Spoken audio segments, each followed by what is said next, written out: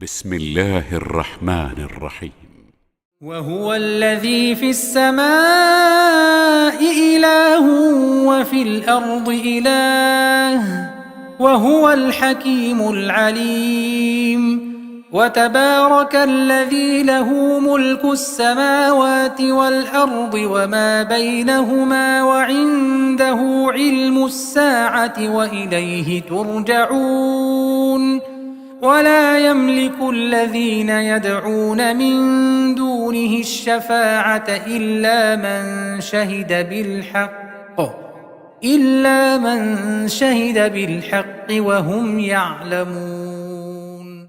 അസ്സലാമു അലൈക്കും വറഹ്മത്തുള്ളാഹി വബറകാതുഹു. ഖുർആൻ പദം 1722 ദിവസത്തിലേക്ക് എല്ലാവരെയും ഹാർദമായി സ്വാഗതം ചെയ്യുന്നു. വിശുദ്ധ ഖുർആനിലെ 43-ാമത്തെ അധ്യായമായ സൂറത്ത് സുഹ്റൂഫിലെ 84 മുതൽ 86 വരെയുള്ള ആയത്തുകളാണ് ഇന്ന് പഠന വിധേയമാക്കുന്നത്. ക്ലാസ് ആരംഭിക്കുന്നതിനായി ആദരണീയനായ ഡോക്ടർ AI വിലായത്തുള്ള സാഹിബിനെ ക്ഷണിക്കുന്നു. السلام عليكم ورحمة الله وبركاته. أعوذ بالله من الشيطان الرجيم. بسم الله الرحمن الرحيم. وهو الذي في السماء إله وفي الأرض إله وهو الحكيم العليم. وتبارك الذي له ملك السماوات والأرض وما بينهما وعنده علم الساعة وإليه ترجعون. ولا يملك الذين يدعون من دونه الشفاعة إلا من شهد بالحق وهم يعلمون. صدق الله العلي العظيم. സൂറത്ത് സുഹ്റൂഫിലെ 84 മുതൽ 86 വരെയുള്ള ആയത്തുകളാണ് ഞാൻ നിങ്ങളെ കേൾപ്പിച്ചിട്ടുള്ളത്. സൂറത്ത് സുഹ്റൂഫിന്റെ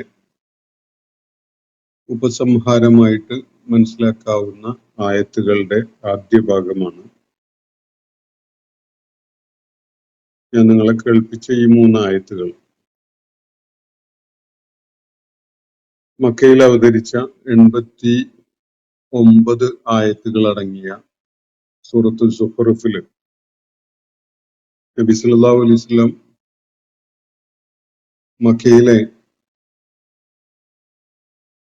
മുശ്രിക്ക് സമൂഹത്തോട് അഭിസംബോധന ചെയ്തുകൊണ്ട് ഇസ്ലാമിന്റെ അടിസ്ഥാന വിശ്വാസങ്ങൾ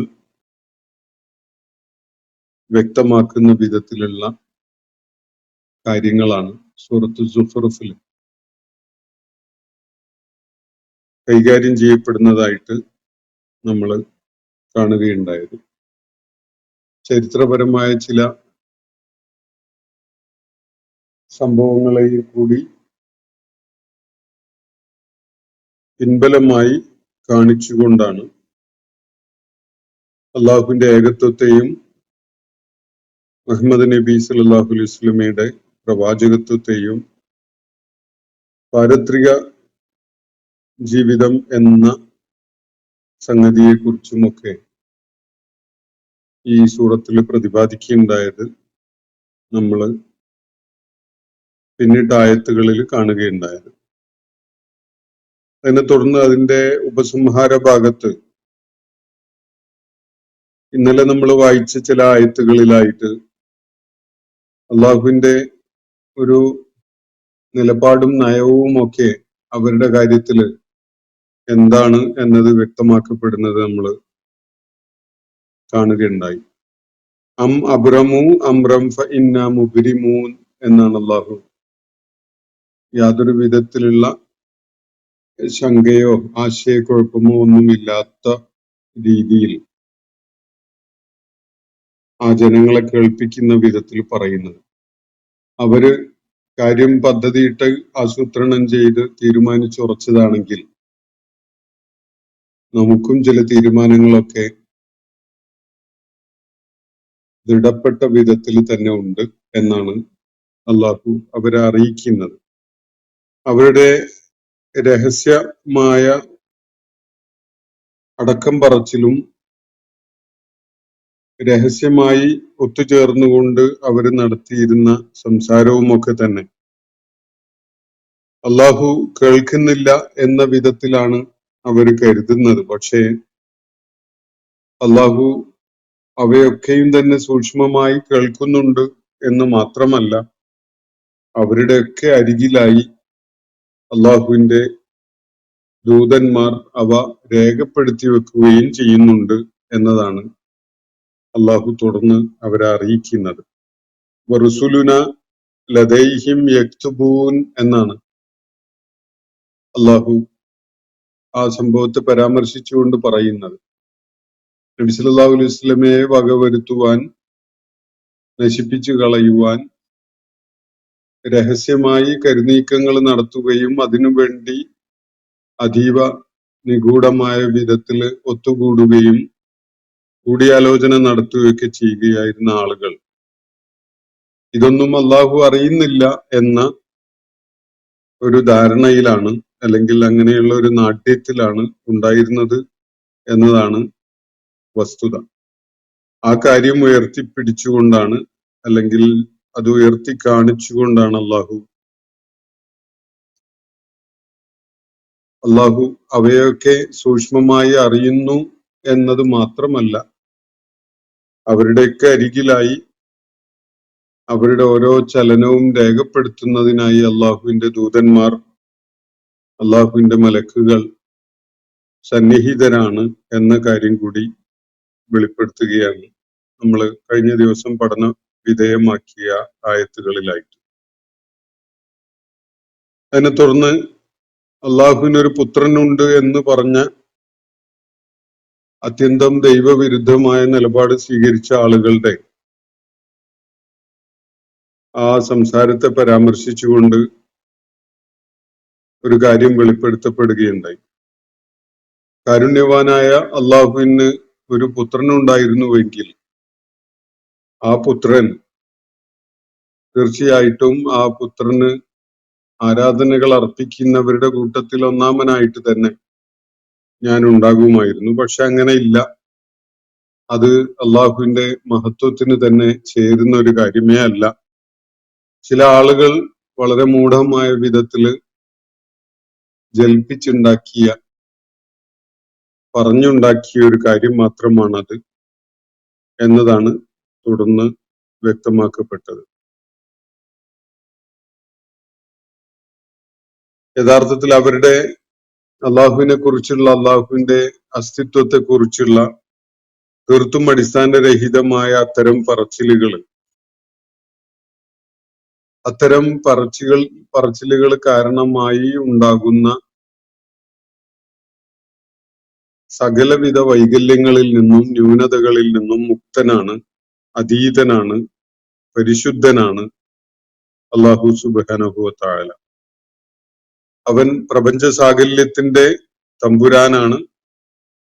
അതുപോലെ സകലതിന്റെ മേലുമുള്ള അധികാര വ്യവസ്ഥയുടെ ഇരിപ്പിടം ഉടമപ്പെടുത്തിയവനുമാണ്.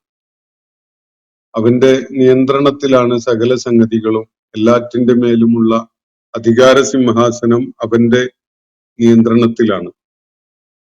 അവര് വിവരിച്ചു കൊണ്ടിരിക്കുന്നത് തീർത്തും അബദ്ധജടിലമായ കാര്യങ്ങളാണ്.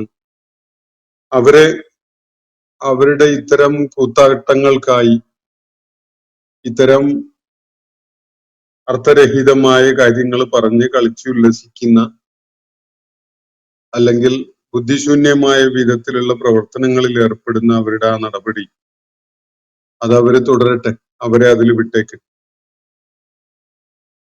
വാഗ്ദാനം ചെയ്യപ്പെട്ട ഒരു നാള് തീർച്ചയായിട്ടും വരാനുണ്ട്. ആ നാളിലെ കൂടിക്കാഴ്ചയുടെ സമയം വരെ അവരുടെ അത്തരം തോന്നലുകളിലായിട്ട് വിഹരിക്കട്ടെ എന്നാണ് അള്ളാഹു തുടർന്ന് നബി സല്ലല്ലാഹു അലൈഹി വസല്ലമയോട് നിർദ്ദേശിക്കുന്നത്. കാര്യങ്ങള് ദൈഷ്ണികമായി, ബുദ്ധിപരമായി ഉൾക്കൊള്ളാവുന്ന വിധത്തിൽ, യുക്തിഭദ്രമായ വിധത്തിൽ വിവരിക്കപ്പെടുകയും വ്യക്തമാക്കപ്പെടുകയും ഒക്കെ ചെയ്തിട്ടുണ്ട്. ഇനി അവരുടെ പാടായി എന്ന വിധത്തിൽ അവരെ വിട്ടേക്ക് എന്നാണ് നബി സല്ലല്ലാഹു അലൈഹി വസല്ലമയോട് അള്ളാഹു ഇവിടെ പറയുന്നത്. അതിനെ തുടർന്നാണ് ഇന്ന് ഞാൻ നിങ്ങളെ കേൾപ്പിച്ച 3 ആയത്തുകൾ വരുന്നത്. ഈ 3 ആയത്തുകളും അതിനെ തുടർന്നുള്ള 3 ആയത്തുകളും കൂടി ഈ സൂറത്തിന്റെ ഒരു നിലക്കുള്ള ആശയപരമായ ഉപസംഹാരമായിട്ട് മനസ്സിലാക്കാൻ സാധിക്കും. അള്ളാഹുവിന്റെ സ്വത്വത്തെ പരാമർശിച്ചുകൊണ്ടുള്ള ചില കാര്യങ്ങളാണ് ഉപസംഹാരമായിട്ട് ഇവിടെ കേൾപ്പിക്കപ്പെടുന്ന ആയാത്തുകളിൽ പരാമർശിക്കപ്പെടുന്നത് എന്ന് കാണാൻ സാധിക്കും. വഹുവല്ലദീ ഫിസ്സമാഇ ഇലാഹുൻ, വാനലോകത്തെ ദൈവം അവനാകുന്നു.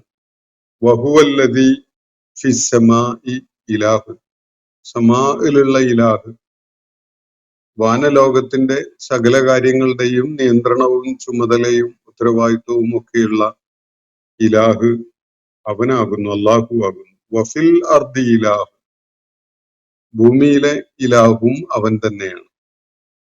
ആകാശങ്ങളുടെ ലോകത്തൊരു ഇലാഹും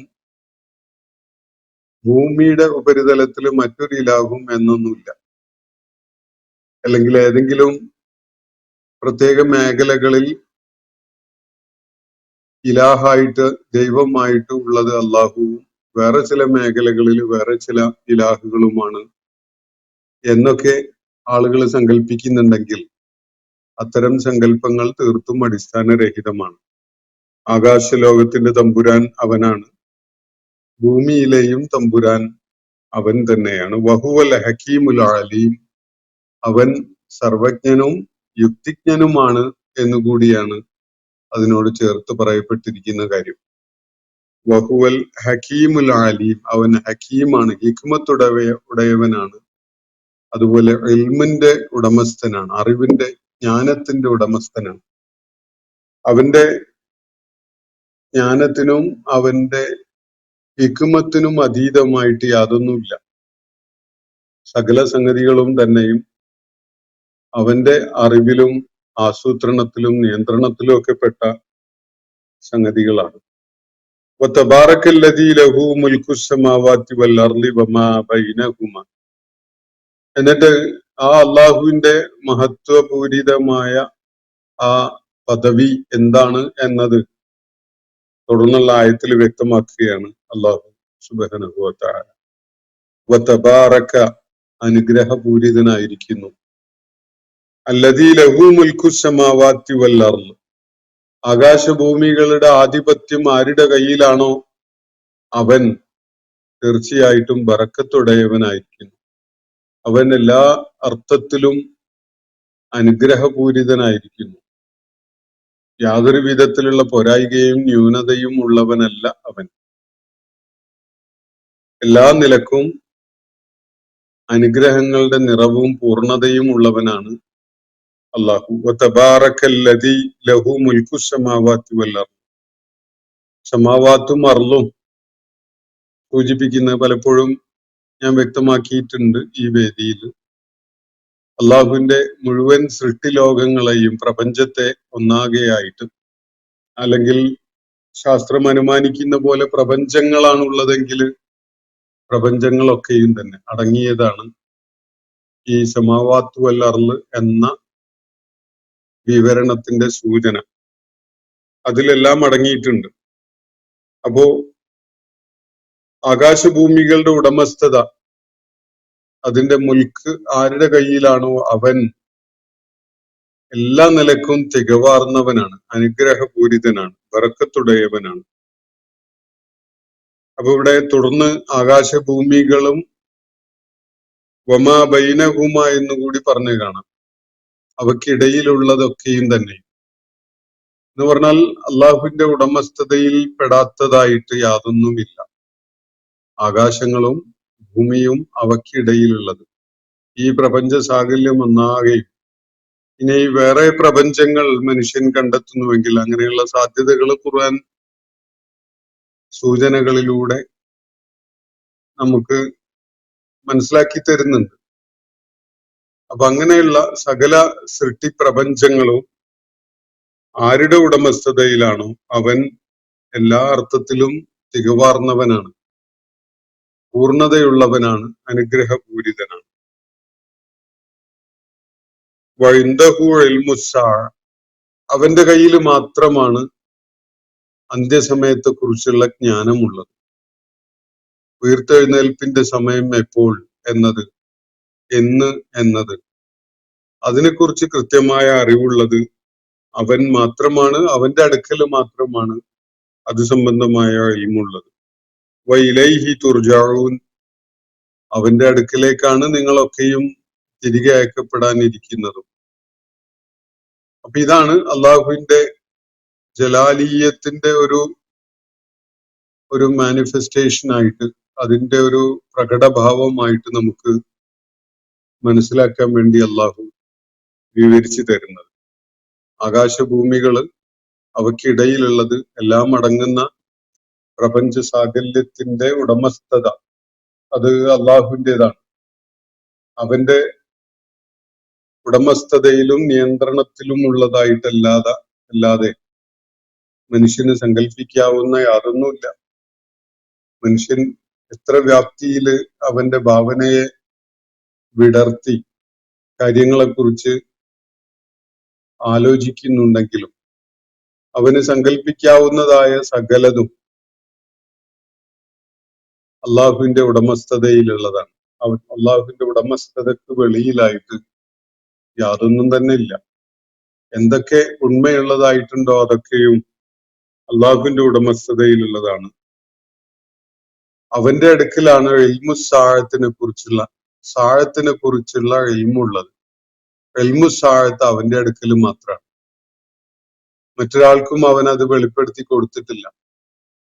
ഈ ഭൗതിക ലോകം, ഈ നമ്മൾ കാണുന്ന ഈ പ്രപഞ്ച സംവിധാനം എപ്പോഴാണ് ചുരുട്ടിക്കൂട്ടപ്പെടുക, ഒരു പുനരുത്ഥാനം എന്നാണ് നടപ്പിലാക്കപ്പെടുക എന്നത് സംബന്ധമായി അതിന്റെ നിശ്ചയങ്ങളുമായി ബന്ധപ്പെട്ട സകല കാര്യങ്ങളും അറിയുന്നവൻ അള്ളാഹു മാത്രമാകുന്നു.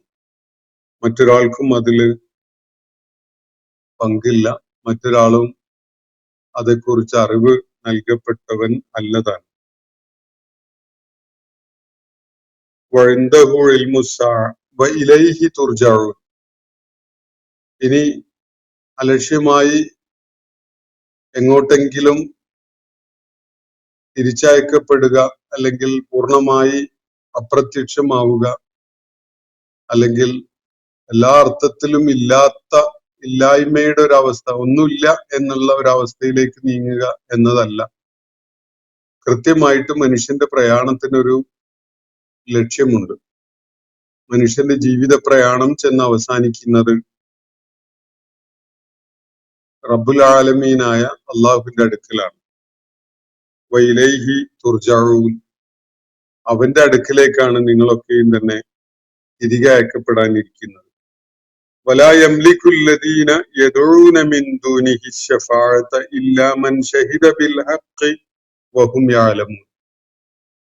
ഇനി ഈ ആളുകള് പലരെയും വിളിച്ച് പ്രാർത്ഥിക്കുന്നുണ്ട്, പലരെയും ശഫാഅത്തിന്റെ ആളുകളാണ് എന്ന നിലക്ക് സമീപിക്കുന്നുണ്ട്. അങ്ങനെ പലരും തങ്ങൾക്കായി ശഫാഅത്ത് ചെയ്യും എന്ന കണക്കുകൂട്ടലിലും പ്രതീക്ഷയിലും ഒക്കെയാണ് ഈ മുശ്രിക്ക് സമൂഹം. എന്നാൽ അത് സംബന്ധമായി അവരുടെ അത്തരം മോഹങ്ങളെയും സ്വപ്നങ്ങളെയും കണക്കുകൂട്ടലുകളെയും ഒക്കെ അടിസ്ഥാനരഹിതമാണ് എന്നത് വെളിപ്പെടുത്തുന്ന വിധത്തിലാണ് അള്ളാഹു ഒരു കാര്യം പറയുന്നത്. വലാ യംലികുല്ലദീന യദഊന മിൻ ദൂനിഹി, അള്ളാഹുവിനെ കൂടാതെ അവർ ആരെയൊക്കെയാണോ വിളിച്ച് പ്രാർത്ഥിക്കുന്നത് അവരുണ്ടല്ലോ, അവര് ഒരു നിലക്കും ശഫാഅത്ത് ഉടമപ്പെടുത്തിയവരല്ല. വലാ യംലികുല്ലദീന യദഊന മിൻ ദൂനിഹി ശഫാഅത, ഒരു നിലക്കും അള്ളാഹുവിന്റെ അടുക്കൽ ശുപാർശ ചെയ്യാനുള്ള അധികാരം കൈവശപ്പെടുത്തിയവരല്ല ഈ ആളുകൾ. അള്ളാഹുവിന് പുറമെ വിളിച്ച് പ്രാർത്ഥിക്കുന്നവരായ ഈ ആൾദൈവങ്ങളോ വിഗ്രഹങ്ങളോ ശക്തികളോ ഒന്നും തന്നെ ശഫാഅത്ത് ചെയ്യാൻ കഴിവുള്ളവരല്ല. ഇവരുടെ നേതാക്കന്മാരോ നാട്ടുപ്രമാണിമാരോ ഇവരുടെ ആരാധ്യന്മാരോ അല്ലെങ്കിൽ മരിച്ചുപോയ അവരെ സഹായിക്കും, അവർക്കായിട്ട് ഇടപെടും എന്നൊക്കെ സങ്കല്പിക്കുന്ന പുണ്യാത്മാക്കളോ ഇവരൊന്നും തന്നെ അവർക്ക് വേണ്ടി ശഫാഅത്തിന് രംഗത്ത് വരുന്ന ഒരു വിഷയം ഉദിക്കുന്നേയില്ല. കാരണം ശഫാഅത്ത് അവരാരും ഉടമപ്പെടുത്തിയിട്ടില്ല. വലാ യംലിക്കുല്ലദീന യദഊന മിൻ ദൂനിഹി, അള്ളാഹുവിനെ കൂടാതെ ഇവർ വിളിച്ച് പ്രാർത്ഥിക്കുന്ന ഈ വിഭാഗം, അത് ഏത് കാറ്റഗറിയിൽ പെടുന്നവരായാലും അവരാരും തന്നെ അശ്ശഫാഅത്ത, ശുപാർശ ചെയ്യുക എന്ന ഒരു സാധ്യത ഉടമപ്പെടുത്തിയിട്ടേ ഇല്ല.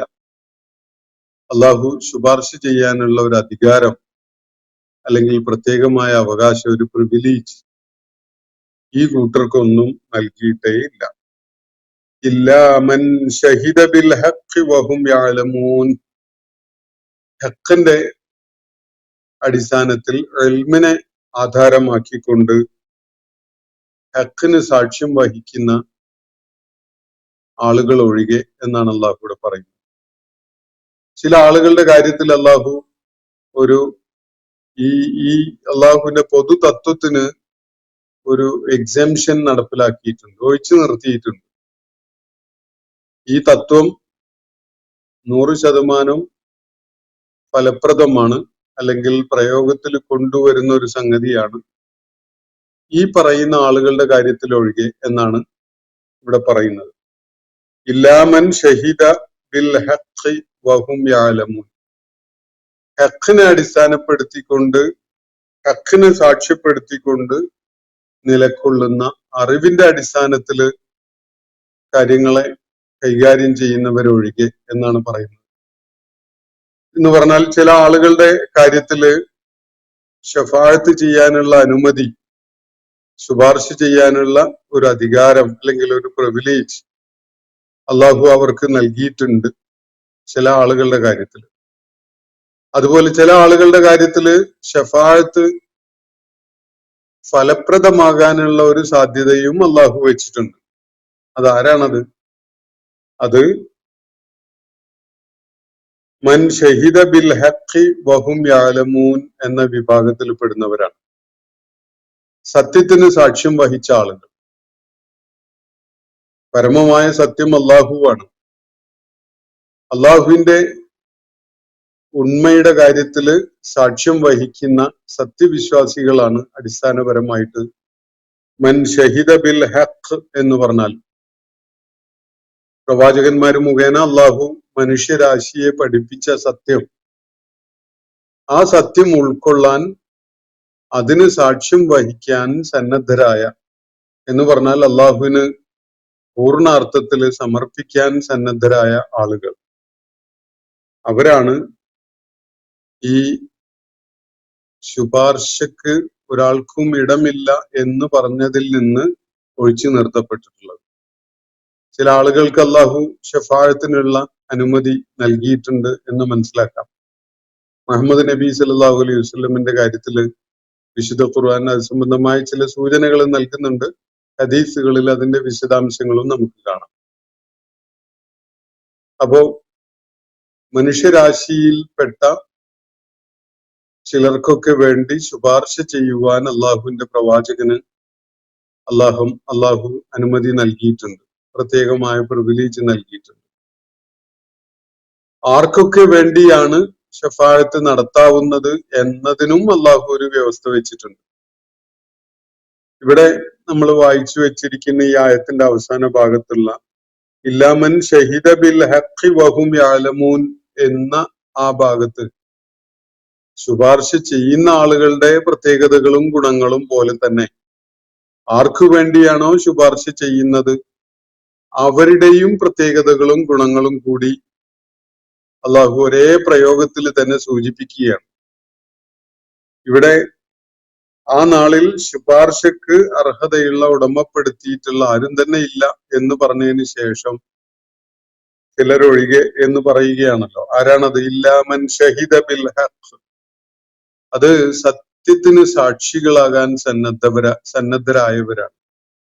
പ്രവാചകന്മാരും സിദ്ദീഖുകളും ശുഹദാകളും ഔലിയാകളും ഒക്കെയായ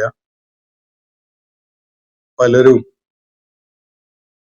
അർഹതയുള്ള ചിലർക്കൊക്കെ വേണ്ടി അള്ളാഹുവിന്റെ അടുക്കൽ ശുപാർശ ചെയ്തുകൊണ്ടിരിക്കും. അതിൽ രണ്ട് കാര്യങ്ങൾ മനസ്സിലാക്കേണ്ടതുണ്ട്. അത് ശുപാർശ ചെയ്യാൻ ഇവര് സങ്കല്പിക്കുന്ന ഇവരുടെ ആലിഹത്തുകളോ ഇവര് സങ്കല്പിക്കുന്ന ഇവരുടെ ആരാധ്യന്മാരോ ഒരിക്കലും തന്നെ ഒരു കാരണവശാലും അതിന് യോഗ്യതയുള്ളവരോ അർഹതയുള്ളവരോ അല്ല. ഇവരാരാധിക്കുന്ന പലരും ഇവരുടെ പ്രാർത്ഥനകൾ ആർക്ക് നേരെയാണോ തിരിച്ചുവിടുന്നത് ആ ആളുകളൊന്നും തന്നെ ഇങ്ങനെ അള്ളാഹുവിന്റെ അടുക്കൽ ശുപാർശ ചെയ്യാനുള്ള എന്തെങ്കിലും അധികാരമുള്ളവരല്ല. എന്നാൽ ചിലർക്ക് അള്ളാഹു ശുപാർശ ചെയ്യാനുള്ള പ്രിവിലേജ് നൽകിയിട്ടുണ്ട്. അവര് പക്ഷെ ഈ പ്രത്യേകതയുള്ളവരാണ്. അവര് ഷഹിദ ബിൽ ഹഖ് എന്ന പ്രത്യേകത അവർക്കുണ്ട്. ഇവരാരാധ്യന്മാരായിക്കൊണ്ട് നടക്കുന്നവരൊന്നും തന്നെ ഷഹിദ ബിൽ ഹഖ് എന്ന് പറയാവുന്ന കൂട്ടരല്ല. ഷഹിദ ബിൽ ഹഖ് എന്ന് സത്യത്തിന് സാക്ഷികളാകാൻ കൂട്ടാക്കിയവർ. സത്യത്തിന്റെ വ്യാപകമായ അർത്ഥം നമ്മൾ ഉൾക്കൊള്ളാം. എന്നാൽ അടിസ്ഥാനപരമായി അത് നൽകുന്ന സൂചന അള്ളാഹുവിന്റെ ഏകത്വം തന്നെയാണ്. അള്ളാഹുവിന്റെ ഏകത്വത്തിന് സാക്ഷ്യം വഹിച്ച ആളുകളുണ്ടല്ലോ, അവര് അള്ളാഹുവിന്റെ അടുക്കൽ ശുപാർശ ചെയ്യും. അത് ആർക്ക് വേണ്ടിയാണ്? അത് ഇതേപോലെ സത്യത്തിന് സാക്ഷികളായവരാണ്. അതുപോലെ അറിവിനെ അടിസ്ഥാനപ്പെടുത്തിക്കൊണ്ട്, ജ്ഞാനത്തെ അടിസ്ഥാനപ്പെടുത്തിക്കൊണ്ട് കാര്യങ്ങളിൽ നിലപാട് സ്വീകരിച്ച ആളുകളാണ്. അജ്ഞതയുടെ ആളുകളല്ല. മൂഢന്മാരോ മടയന്മാരോ അല്ലെങ്കിൽ ജ്ഞാനമില്ലാത്തവരോ അല്ല. അള്ളാഹുവിന്റെ അടുക്കല് ഷഫാഴത്തിന് അർഹതയുള്ളത്, ഷഫാഴത്ത് ചെയ്യാൻ അള്ളാഹു പ്രിവിലേജ് നൽകിയിട്ടുള്ളത്, ഒന്നാമതായി അവര് ഹക്കിന് സത്യത്തിന് സാക്ഷികളായ ആളുകളാണ്. കൂടാതെ അവർ ജ്ഞാനികളുമാണ്.